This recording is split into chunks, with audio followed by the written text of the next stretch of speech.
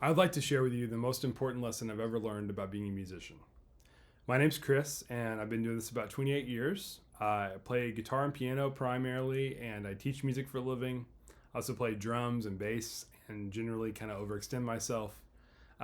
Music's become a giant passion of mine, and about 4 years ago, something happened to me that really has changed my course in music, and I felt really given me a rebirth in my music career and relationship to it. I was going to record a debut record, so it was going to be my artistic entrance into the world. It was going to be solo acoustic guitar, instrumental record, kind of a mixture of all the stuff that I play genre wise, and I thought I was prepared for it. I'd always felt this need to create music, and I had mixed success, enough to kind of keep me engaged over the years, but never I feel like a successful sharing of a larger musical statement.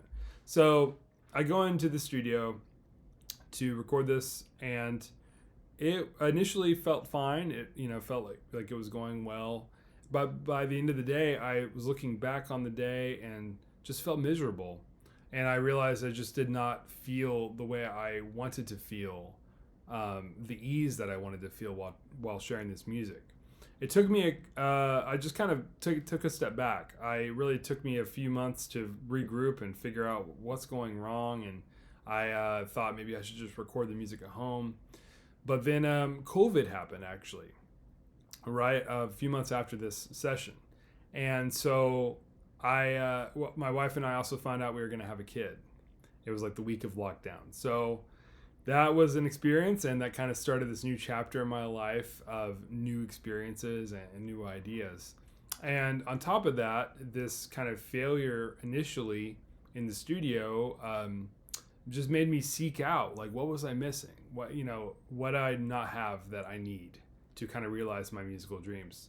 And I've been teaching a lot of musicians over the years that I felt had their own dilemmas of just how to have a regular musical practice that they enjoy, and I was never able to really help them the way that I wanted to, or keep them engaged.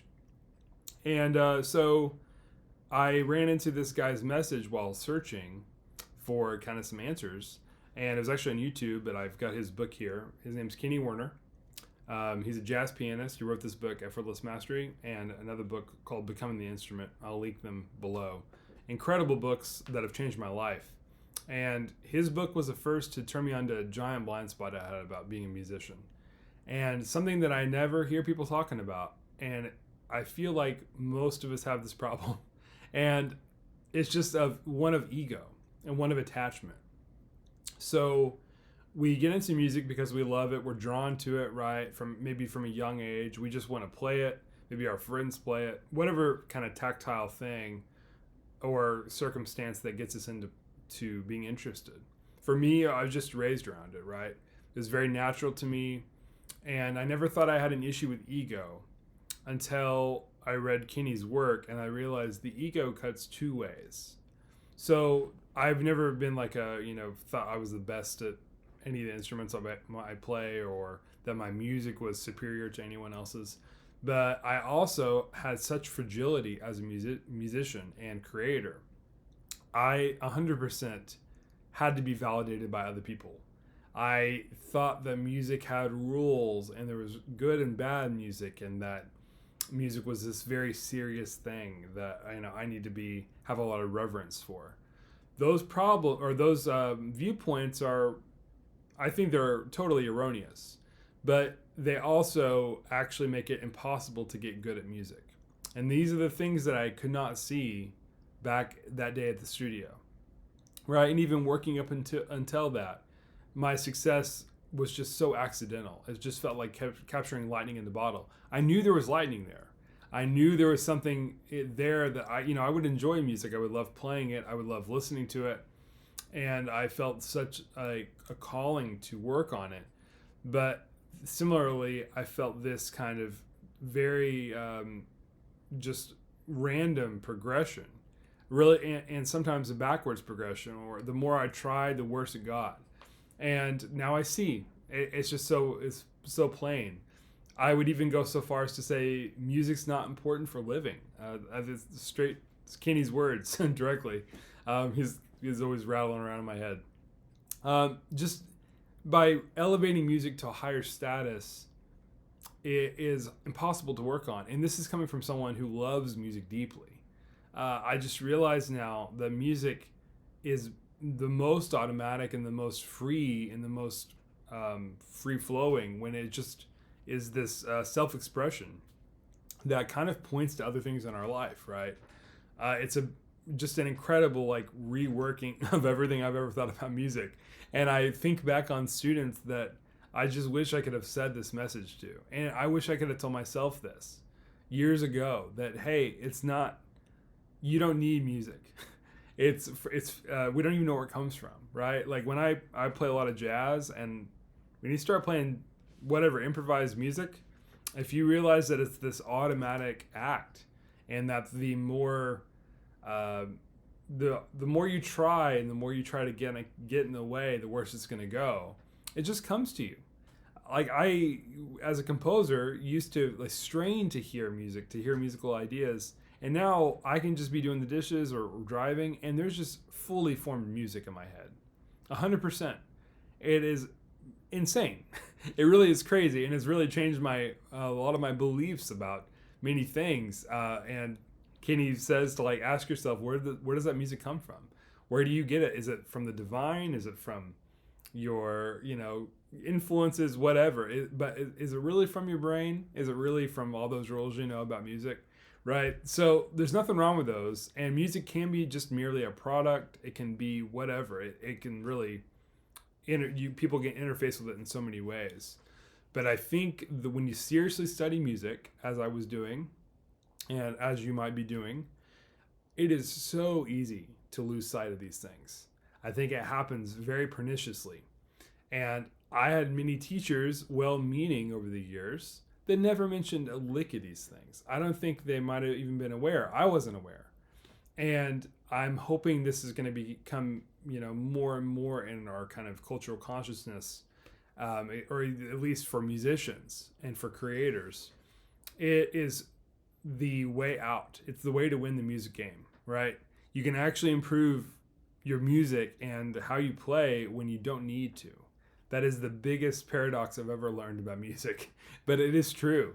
It really is. Like, not needing it just comes, and you will embody and become what you want to be. It's almost an overnight shift.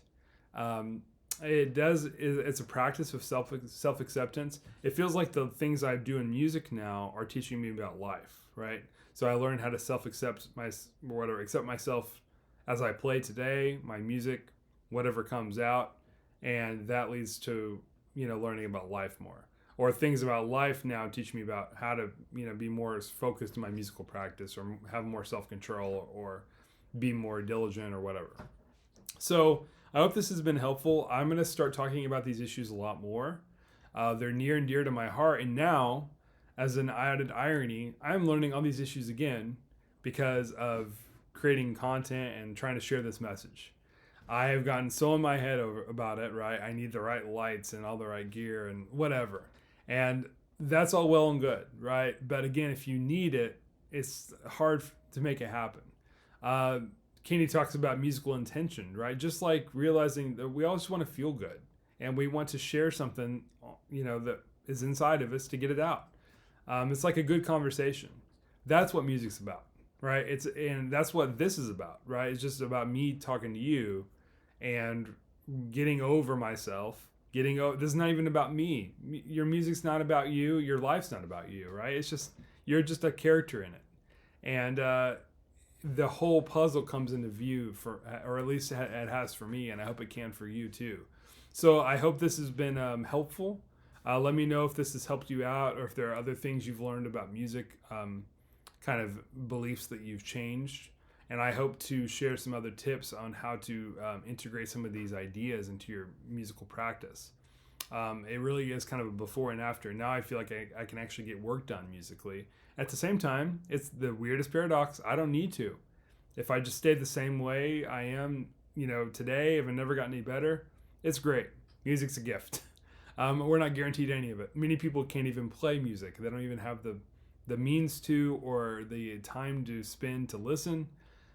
So, we're kind of responsible for it if we can be responsible for it, and it's our duty, right, to feel good about it and to use it as a tool to discover ourselves. So, anyways, I hope this has been helpful.